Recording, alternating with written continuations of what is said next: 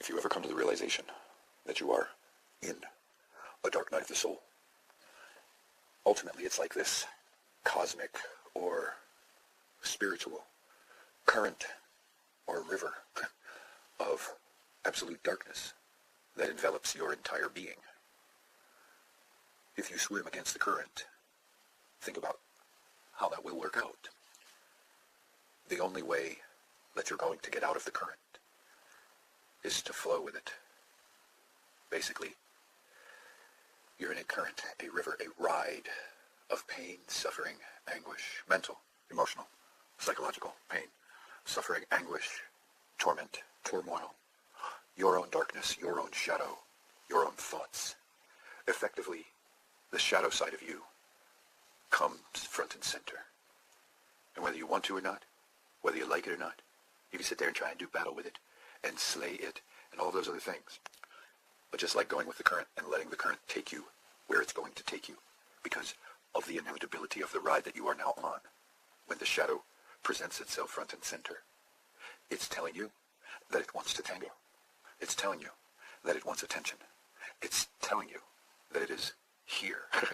And depending on how many times you've been into a dark night of the soul, will you even realize that that dark side of you even exists, the proverbial shadow self?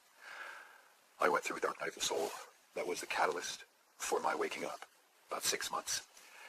And short, brief, and I didn't recognize it for what it was. Might have been a year, actually, now that I think about it. It was back in 04, 05, when I was first waking up. I didn't recognize it for what it was because I wasn't that aware of these things way back then.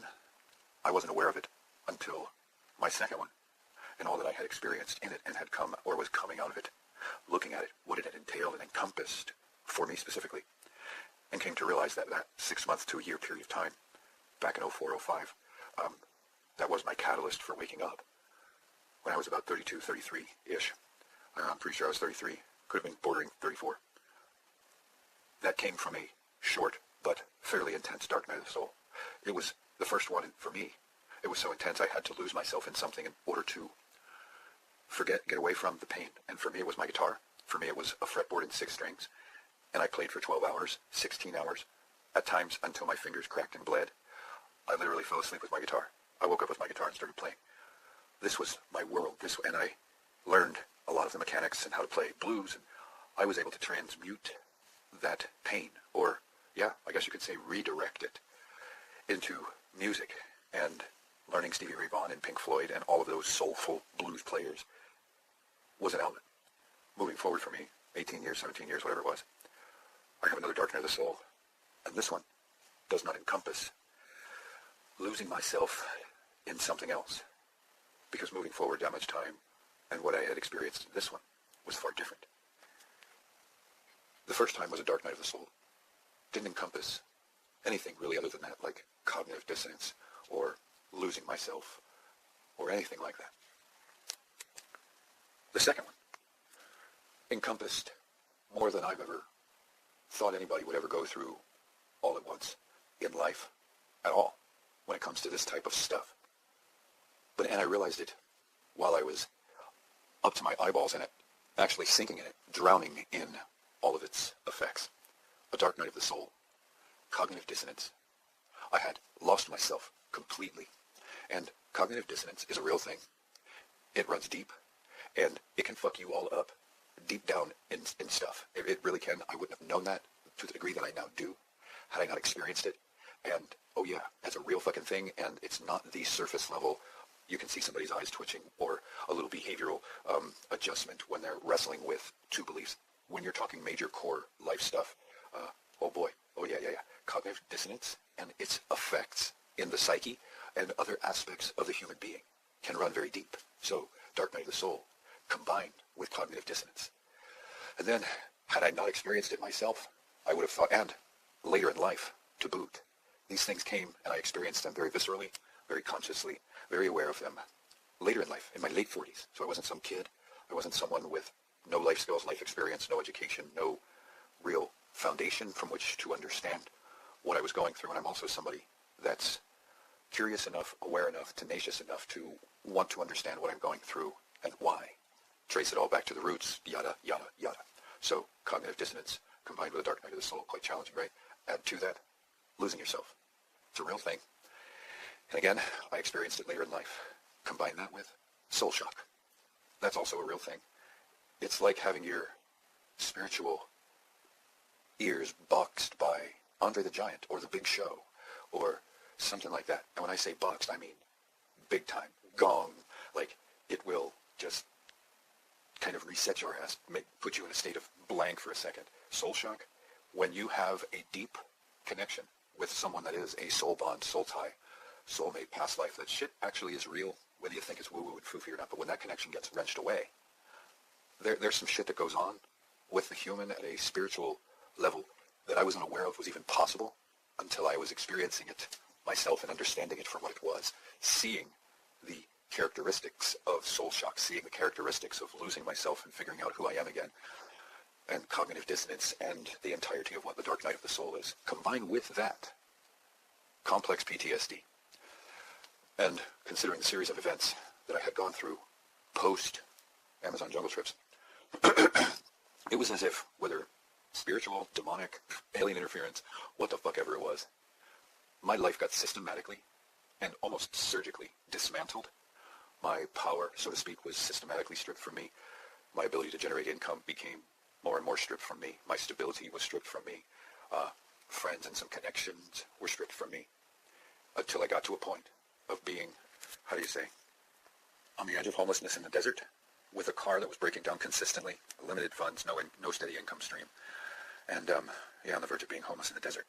I wind up in another state, yet still in a desert area, and I'm hanging on by a thread, just trying to quite literally pick myself up and pull myself up by my bootstraps, considering the whirlwind that I had been going through. At this point, still reasonably positive, I guess.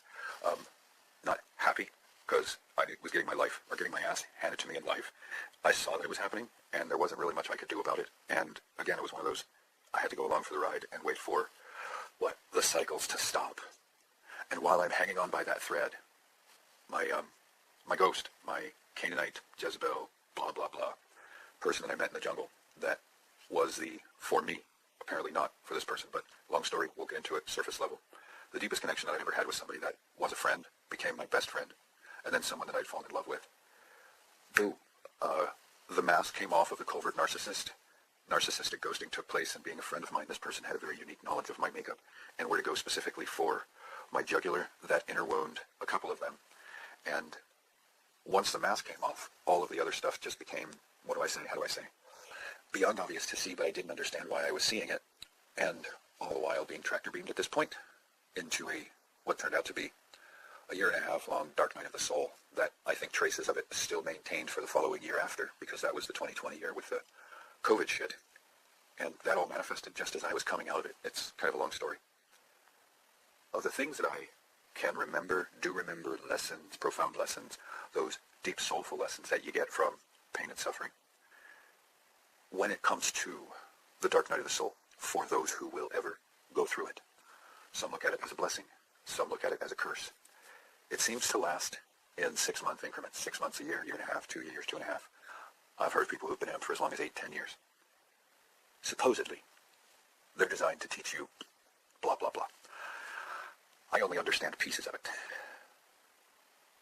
But one of the things that I can say is that when you come to the points, why I opened with this, where you realize you are in the dark night of the soul, if you do not flip your mind into a mode of looking for and analyzing every single solitary lesson that there is to find in the experience, however it unfolds for you, in whatever facet of life experience, And another thing, if you fight it, if you resist it, if you don't embrace your shadow and tango and waltz for a while, if you don't go with the current of that river, you are going to induce more pain and suffering, turmoil, anguish,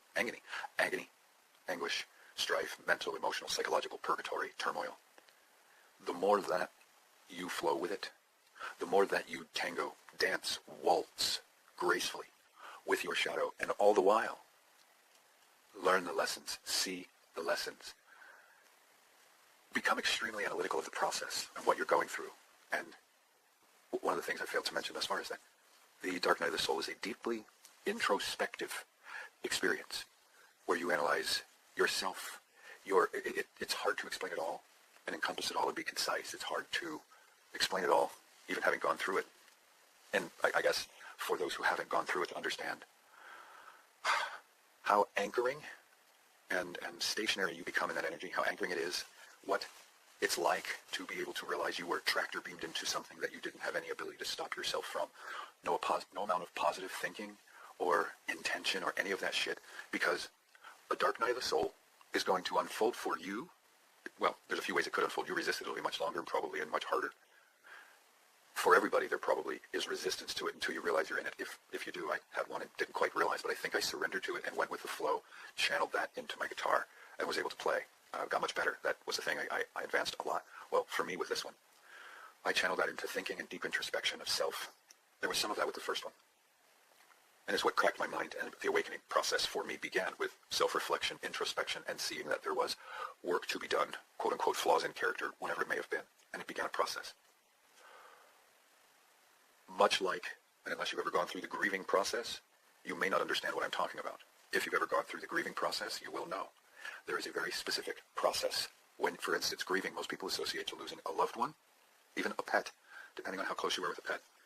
When you grieve, it comes in stages. You can't fight it. You can't resist it. You can't make it go faster. You can't make it shorter. None of that stuff. You just have to let it go its course. And then one day you realize you've gone through it. You look back, the grieving's over. There's always, there's a spot there, a pain, but you're no longer racked like you were while you were grieving. The way grieving can really affect some people. Grieving as a process is the point. That's different for everyone, and you can't speed it up. I mean, could there be some very specific people out there with some very specific knowledge in psychology or whatever that know a couple of tricks of the trade or things that you can do that can help? Possibly.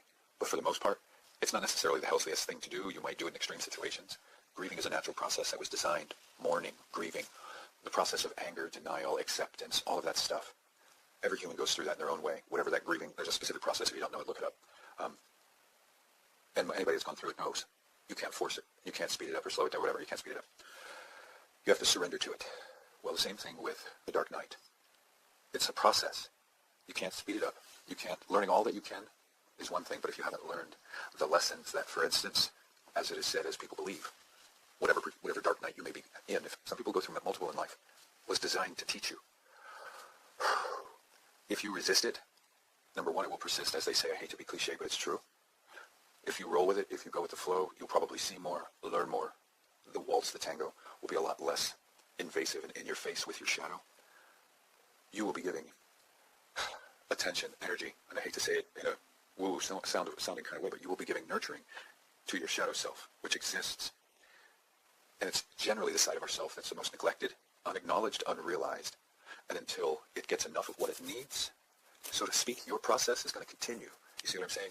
That anchor, that chain around your ankle or your neck that is staked in the ground, that anchors you into your shadow, anchors you into that dark place, anchors you into that darkness, will stay staked there until you, I guess you could say, embrace the darkness. And the shadow side of you is largely derived from childhood trauma and or any ancestral trauma that may be locked in your ancestral memories that you're not consciously aware of, ancestral DNA that contains trauma contained within it.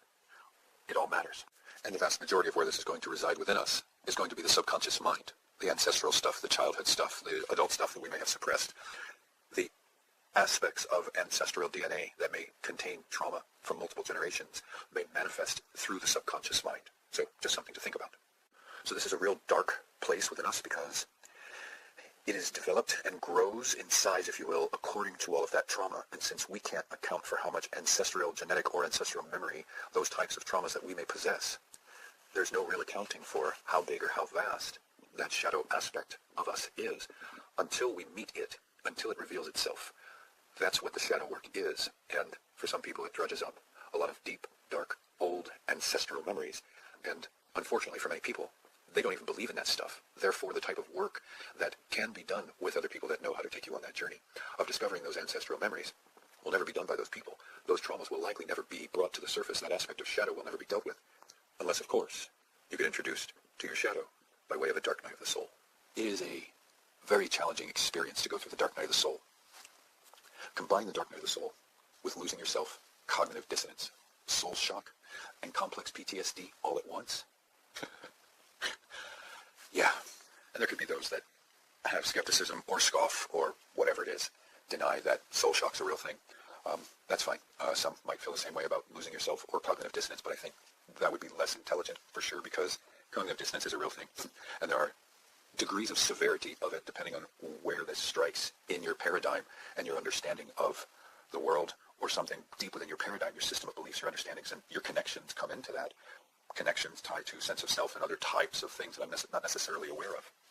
And for me, being on what I consider to be a spiritual path while all of this took place, being a relatively analytical, I don't want to say hyper-analytical, although I became that way through much of this process, being very analytical, tracing things back to their roots, being a male that wants to solve problems and seeing all of this shit the way that I do, it's been a very challenging thing when you realize that you're dealing with all that stuff and you don't have the funds or the resources to pay somebody to help you, if you were so inclined.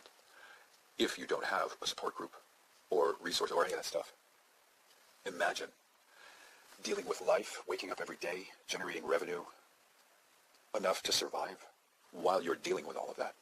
That was all induced through that experience with my Canaanite. The connection, very deep, for me. I don't know if it's a true spiritual thing, or if, as a Canaanite with the Islamic, Arabic, whatever, roots, if there's some tie to Islamic magic, witchcraft. Met this person randomly in the Amazon while I was on my journey. The core of that journey was shamanism, ayahuasca. Therefore, it's not out of the realm of possibility that this person, if not tied to or did not use Islamic black magic of some sort, that some sort of shamanic brujeria, witchcraft, could have been used.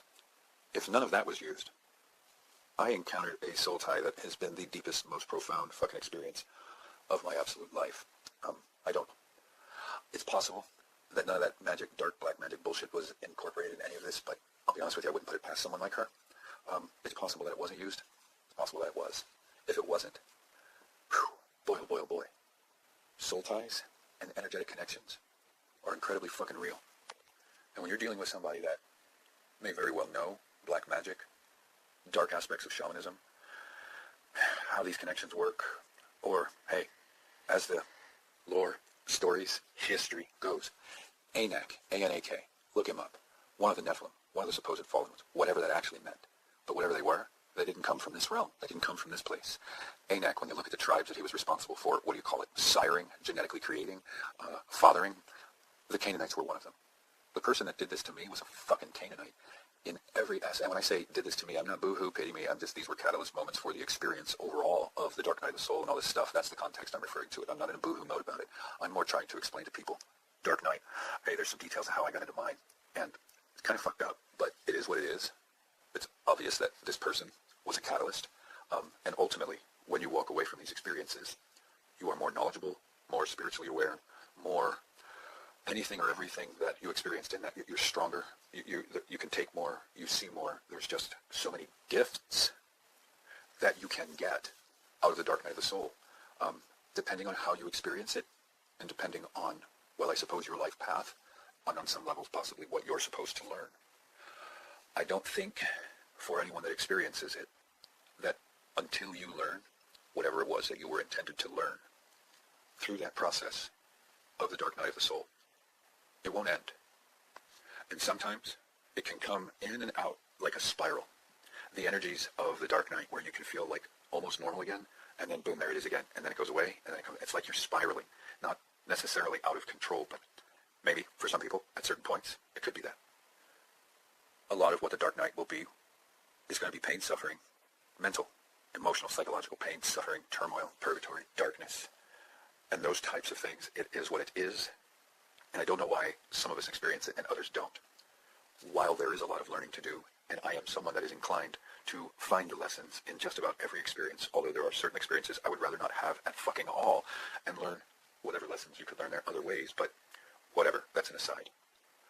I've pulled a lot of lessons, a lot of deep soulful lessons about life, the meaning of life, humans, blah, blah, blah, just, and in many respects, those are for me. In whatever way I've been able to synthesize some of that stuff because of my own makeup, I've shared some of it with people that have followed my videos or monologues. And to be quite honest with you, for the last 2.5 years, that there's been a lot of fire and piss and vinegar and potential darkness and some of the shit that's come out of my mouth. I can acknowledge, yeah, some of it's been kind of repugnant. Some of it has been the repugnant shit that needs to be said. That's true.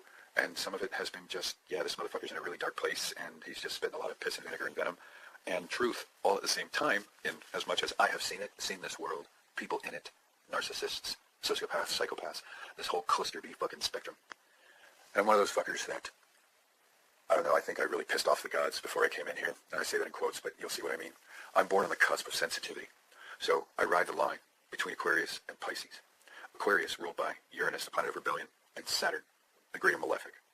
Uranus in modern astrology, Saturn in traditional astrology. Pisces, ruled by Neptune and Jupiter. Neptune, illusory, very, very much the god of illusion and things of that nature. And then in traditional astrology, Jupiter. So riding the line between Aquarius, which is very analytical, very thinking, very much knowledge hounds, very much things of that nature. The archetype motto is, I know for a reason. And Aquarians are very much known to detach. They're very much known for detachment. There's a lot of people who don't like Aquarians, dating them from that kind of level because Aquarians are very detached. Well, riding the cusp of sensitivity, good luck detaching from your emotions because there's the Pisces. Pisces is water. Water is feeling. Feeling is emotion, or emotion is feeling, however you want to put it. So not only do I think about everything, I feel everything. Thinking and feeling, when you ride the cusp of sensitivity, are very much intertwined. They become one. And then to top that off, it was imprinted into me genetically that thinking and feeling are one, because I have what's known as a simian line, where in palmistry, the head line and the heart line are merged into one solid line across the hand. So again, thinking, headline, heart, feeling, heart line, merged into one, literally imprinted in my palm. So I ride the cusp of sensitivity, where I'm ruled by 4 planets. Essentially, I feel the energies of 4 planets because of their influence on me zodiacally, astrologically, based off of the print and where I sit astrologically. And sometimes it's like being ripped apart. I have a Gemini rising, interestingly enough. The woman that was the catalyst, this Canaanite, this Jezebel, this person that was a beguiler and a betrayer and all this other shit that she was, is also a Gemini rising. Her sun and her moon are the opposite of my Aquarius Pisces. Her sun and moon is Virgo Leo. Her sun is Virgo, her moon is Leo. The 180-degree opposite of me riding the fence of Aquarius and Pisces, interestingly enough, right? Well, this woman also has a Gemini rising as well. I'm a Gemini rising. Those are twins. The twins, I don't know, call me crazy. And to take this one step more into fucking freak you out land, freak me out land, and what has hooked me into this fucking thing, this woman also has that same simian line on her hand, where headline and heartline are merged into one. I forget if hers is on her left or her right. I think hers is on her left. Mine's on my right. I could be wrong with which hand it is on her, but she has a simian line as well. Like, seriously, what the fuck are the odds that this random woman that I met apparently wasn't so random? I looked at the midpoints in our astrology when compared in synastry, and it shows a soul tie. So I think that means past life. Yeah, some weird shit. So it took a woman that was 180 degrees opposite me astrologically, zodiacally, with sun and moon, compared to my sitting on the cusp of sensitivity with Aquarius Pisces, that also shares Gemini, that also shares the simian line. I'm just like, okay, yeah, this is some really weird and bizarre shit. So when you meet someone like that, that you create a tie with, and think about the randomness, I don't know, maybe it's not so random after all, it just felt more random to me. Seems almost more fated than anything else. Met this person in the Amazon where 23 other people met randomly from all over the world to work with ayahuasca in the jungle with a shaman and spend a month together. And what a ride. And I don't say that like, yippee. I say that like, holy fuck, I'm glad that shit's over. This is the worst version of been there, done that. Got the t-shirt, over it, I have ever experienced in my fucking life. And I tell you, when you go through shit like that, you learn things. You learn things about people, about life, about relationships, about trust, about bonds, about energy, about connections between people. You learn things that you can't pay money for. You learn things that if you weren't given a good foundation by your parents that didn't teach you, and life teaches you these things, oh boy, they will be some of the hardest, most profound lessons of life that you've ever learned. Now, interestingly enough, my sun and Mercury and mid-heaven all sit in the ninth house. Ninth house of philosophy, higher learning, higher education, things of that nature. And then my north node, it's the only thing, but my north node sits in my eighth house. The eighth house of transformation. scorpionic, plutonic energy. Transformation, regeneration, when you think of it, think of the process of alchemy. It's the breaking down of raw material. It's the breaking down of things. It's the purification and extraction of the dross, and then pouring out the pure raw material that went through the alchemical process. While the end result is something that is pure, quote-unquote, molded. That's not something I don't really particularly care for, but crafted to be whatever the alchemist wants it to be, so it may not be so bad. The process is not very fun. Dark night is kind of like about an alchemical process. And what comes out when it's over is something that is supposed to have been transformed from one material, one form, one substance to another. Whether it's more pure, however it fits, but that process, there's nothing pleasant about it. The past 2.5 years, past possibly 3 years that I've been going through this. I'd say 2.5, 2 2/3 since my ghost did what she did. And strangely enough, it was weeks after my ghost, my Canaanite, whoever the hell she is, did what she did, that I got into all that stuff about analyzing the human engineering, human design, and human suffering, and did my first videos where I had it all plastered on the wall. That came from deep, profound suffering, introspection, thinking, analyzing, because I was suffering. Why? Why do humans suffer? Why all this goddamn pain? Why does it hurt so much to be alive? Why does it hurt to go after life or relationships or bodies? These are the questions firing off in my head. And through that process, I came up with what I came up with, in as much as you have taken it in, understand it, agree with it, like it, respect it, disagree with it, dislike it, disrespect it. It's what I came up with in the beginning stages of the dark night of the soul for me. And that became fuel for a lot more of the things I began thinking about, analyzing, considering, questioning, ripping apart, relevant to soul, relevant to spiritual stuff, relevant to quote-unquote God, relevant to a lot of quote-unquote taboo and sensitive subject matters about what people think, what people believe, versus what actually happens. So these things, the subject matters, the places and spaces that my mind roamed and wandered in many cases, came from the deep pain, the suffering, the turmoil, and how I was able to somehow let that go for a little while and let it fuel me was unlike before, where I focused in the guitar. I focused it in analyzing humans, the human experience, human suffering, human design, human engineering, human psychology, human development, and all of these things that affect us, how it's affecting us, our society, how it's structured, who controls it, who runs it, what they're doing to us, how they're manipulating us, manipulation of the mind, and all this stuff. To a large degree, the way that I've ripped it apart, put it together, analyzed it, looked at it, was birthed from the pain, from the deep suffering that I was experiencing. And had I not experienced what I was, I may not have looked at it on or at the levels that I did. I got ripped apart on levels that I just never expected, saw coming. And when you have that happen by somebody that was your best friend, that you didn't have any guard up with, that you trusted completely, that you actually had genuine love for, on multiple levels, at a point in life in which you are hanging on by a thread because of the previous 8 to 10 months that you'd gone through, when that connection, which effectively was the one real connection to what you thought was a real human being, that you thought was a soul bond, friend, whatever it was, that was one of the good ones, one of the ones that you can trust, soul tribe type shit, and that shit just gets wrenched away. I'm telling you, it's hard to describe it in actual English language, but anyway. And the 8 months to 10 months, maybe a year, that led up to this event that was 2 nuclear bombs going off in my life relatively back to back. The months leading up to that, after having left the Amazon, after that work, to about 2 years of going back and forth to the Amazon, apprenticing, drinking ayahuasca about 100 times, San Pedro 25 times or so, I'd say a half a dozen deep journeys with magic mushrooms of 10, 12 grams or more. After all of that had taken place, for the 10 months leading up to the quote-unquote 2 atomic bombs, my life was, in the most obvious way that I was completely helpless to have any effect over, systematically ripped apart in ways that, I'll be honest with you, I should probably write a fucking book. Because my level of awareness that this was happening, but not necessarily why or what was responsible for it, the awareness that I had that I was incapable of stopping it and helpless to prevent any of it, up to and including a point where I was aware that I just kind of had to just roll with it and try not to focus because it was going to be what it was going to be. The 10 months up until that point in which those 2 basically nuclear bombs went off in my fucking life were some of the most challenging months that I had gone through, considering the journey that I was on and the purpose that I had wound up in that position to begin with in the first place and all that other kind of stuff. You wouldn't quite expect that the journey that I was on would yield the type of results that life was throwing at me, the path was throwing at me, whatever you'd call it. I was kind of off the path at that point because I was back in the United States, just dealing with the bullshit rather than focused on the learning of the plant medicine, the shamanic work, the healing journey. I had run out of money, so I had to come home. And then from there, wow. And from there it started in 2017, early 2017. And here we are in early 2021. So it has effectively been more or less 4 years of solid fucking hell.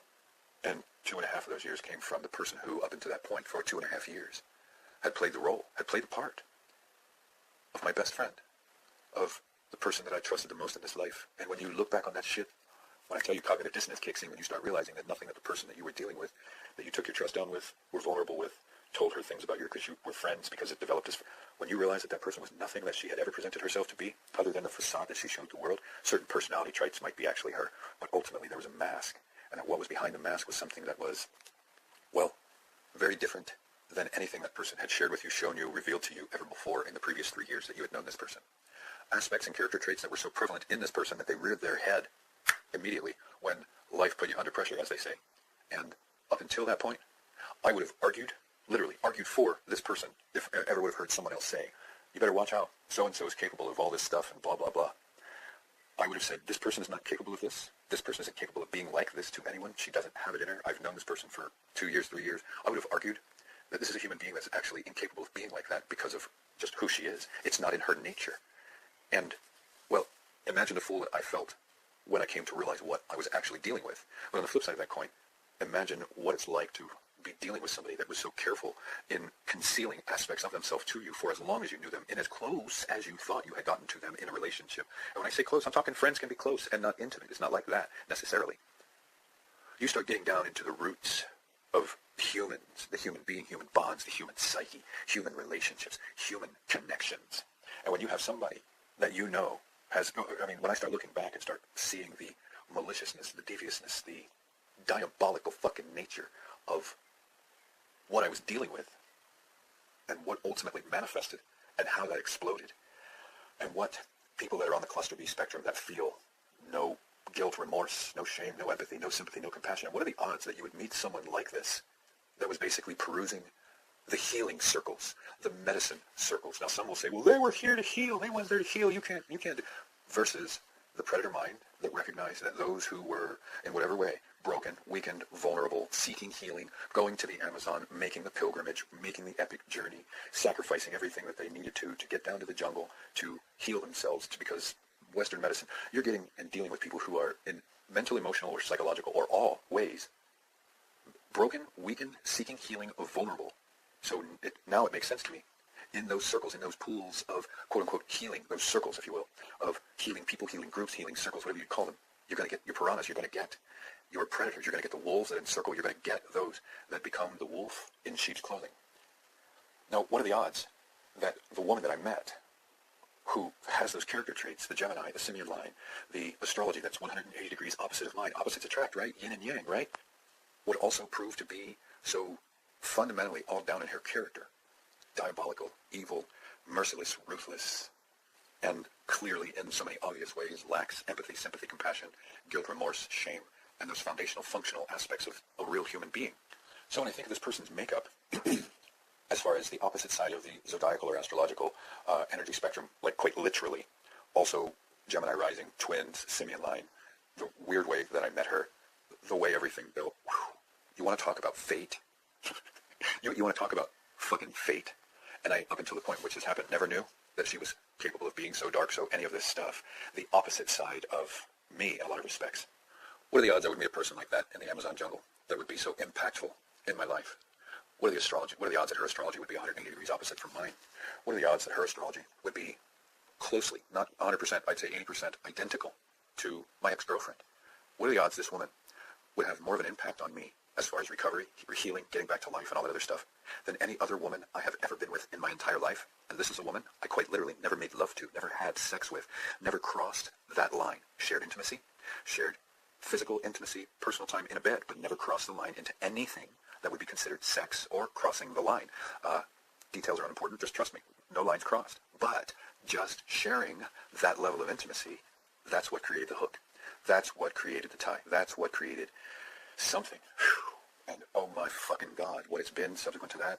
And I stand in awe, absolute awe, that a woman that I never made love to, I mean, I'm sorry, but on some levels, guys got to understand this. When a woman could put you through what this woman put me through, and you never even got any pussy out of the deal, whew, most of us that have gone through hell over women, go through hell over women that we shared life with, that we shared a bed with, that we shared intimacy like that with, that we shared our bodies with, and levels of intimacy that we don't share with other people. Hence the connection men have with women, if you catch my meaning. This woman, I didn't share that with her. I didn't share life with her. I didn't share my body with her in that way. I didn't share in those experiences that bond two people together. I didn't share in any of that shit. Point made, right?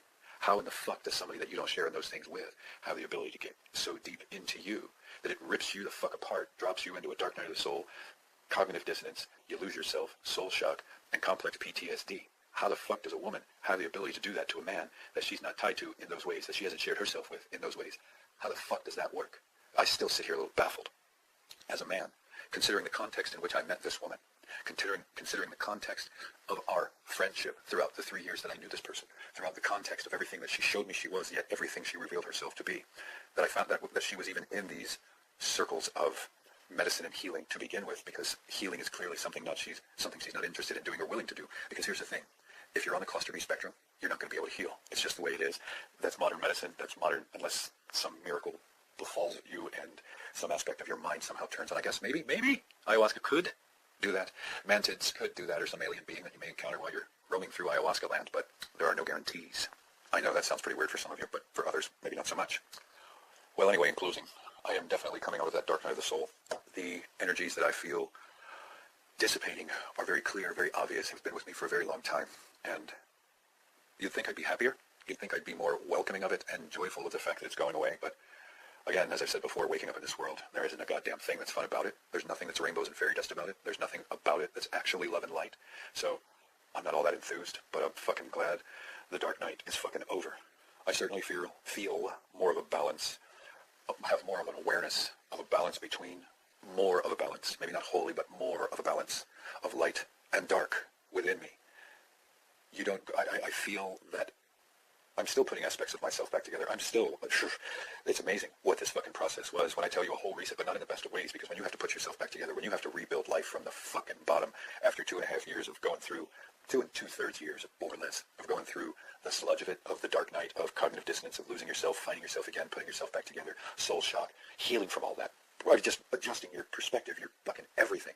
Yeah, good luck with that. So, think about the astrology I told you about. My North Node is in the 8th house of transformation. And when you look into that transformation, it's through trauma, loss, death. Death can mean a few things and can manifest in a few ways, up to and including physical death. That whole process ties into that alchemical process. That's not fun. It's not pleasant. But you certainly learn things. And at the end of the alchemical process, what comes out is very different than what went in. And I can see very much my perspectives. I'm not saying I have, quote unquote, arrived by any stretch of the imagination. But I am definitely aware of the fact that I am different. Not always necessarily positive, more aware, more knowledgeable, more many things that I wasn't prior to this.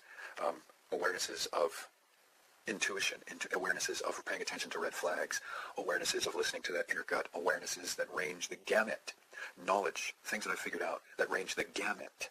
And many of you, as you've watched, listened, the videos that I've put out, and followed this journey of information that I've put out, and have found any degree of substance to it, on some levels you've seen or been with me along that journey. I don't assume or conclude that I'm right with everything, just because I went through a dark night and concluded X, Y, or Z, that means it's absolute fact. But I'm intelligent enough to know what is speculation and conjecture versus those things that fall into the realm of more likely possible than anything else that most people believe, because of the evidence of, well, what manifests in the world versus what people believe. There's a pretty big one. I mean, I wish everybody would just contemplate that one, but I digress. Just look at what manifests versus what people believe. And then somehow arrive at the awareness that no matter how much you believe something, it is not going to bring it into manifest reality. The only way you're going to bring something into manifest reality is understanding how the laws of reality actually work and influencing them in a way to bring into manifest reality that which you desire. But again, I digress. So I've got this 8th house in this deep, soulful, transformative, yeah, there's a word, transformative through all the dark, scorpionic, plutonic, deep, soulful lessons of pain, suffering, death, loss, and all that shit. And then a sun and Mercury in the 9th house of philosophy, higher education, higher learning, and things of that nature. I only figured that shit out that I just said in the last 3 months. Look at the archetype in as much as you can see it, that I seem to fit without even trying, just me being me. It's just, if nothing else, there's also some examples of how astrology and the archetypes apply to all of us. And whether you realize it or not, and whether you're fulfilling the archetype role now, maybe you're younger, you possibly very well might later. And you don't have to try. Probably the more you try, the more you'll fuck up. And the more you just unfold and develop, the more you'll probably just naturally evolve into these archetypes in whatever way your chart, I'm telling you, specifies. I'm telling you, when I look at my chart, when I read my chart, when I read my natal report, I'd say 85% of what is in my natal report is spot on. It's mind-blowing for me. And the other 15%, you can't really account for that because life, development, epigenetics, and other such things that are influencers while we're developing and through life will change or mold certain aspects of us. So where, for instance, in a natal report it says you're going to be this, but you realize that you're not, you might want to think to yourself, what aspects of my development or things that I've experienced in this life have made me the way that I am versus what, for instance, the stars say. So not everything about what's written in the stars is going to be 100% accurate in that, due to epigenetic, familial, and then other types of influences while we're developing, and then throughout life, certain characteristics are going to develop through them that don't have anything to do with the zodiacal or astrological influences that make up our personality. You see what I'm saying? There are other aspects of these things that develop in us, and life could beat you to hell, and your chart could say that you are a loving, kind person. You could be a raging asshole and have a chart that says you're a loving, kind person. Well, it's likely that the influencers in your life experiences in your life with people or as a child were so heavy, they overshadowed those imprints. And even still, at that, you'll still see character traits of what's in your chart through those epigenetic or external type influences. And I have digressed a bit, but it is what it is. Anyway, take it easy, people. This was supposed to be about the dark night of the soul and some of that stuff, and it got off into some personal shit, but I don't really give a damn. I'm 49. I'm getting old, getting older. I care a lot less about that shit. The more I know about how traumatized and impacted human beings are through the developmental process of this life and what it does to them as adults and the experiences that type of shit will attract into your life as adults and what those experiences can and will ultimately do to people, the more I understand the human condition as a lot of aspects of the human experience, how and why people behave the way they do, how and why certain behaviors are born out of human beings towards each other. And I guess, quite frankly, for many of us, the older we get, the less we give a shit about how much people want to judge us or point fingers at us for, the personal shit that they may know that might actually encompass flaws or extremely negative experiences that have molded us or caused us to act fucked up. Hey, I'm going to tell you straight up, I was in a dark place for about 2.5 fucking years, and some of my content may be very, very, very reflective or illustrative of that very obvious fact as far as I'm concerned, just based off the energy of piss and vinegar coming out of me. Is it possible that some of that energy would have come out of me anyway, not being in a dark night of the soul, considering the fucking lunacy of the world that we're contained in, all that I was learning about Jews and child sacrifice and child sex rings and the corruption of our government and coronavirus and all that other shit? Absolutely. I got that fiery aspect of my moon and that rebellious fucking spirit, and I think I'm just wired for this shit, whether I want to be or not. Meaning, picking all of this apart, and there's a fiery aspect of me that in the face of injustice and all this fucking ridiculousness of this Jewish communistic fucking takeover of our world, disguised as something else in a world with everybody basically incapable of recognizing the global communist Jewish takeover that's actually taking place, and they see it all as, oh, it's the coronavirus. Waking up and that just still doesn't give you rainbows and fairy dust for your fucking ass cheeks or anything. So anyway, at this point, I am rambling.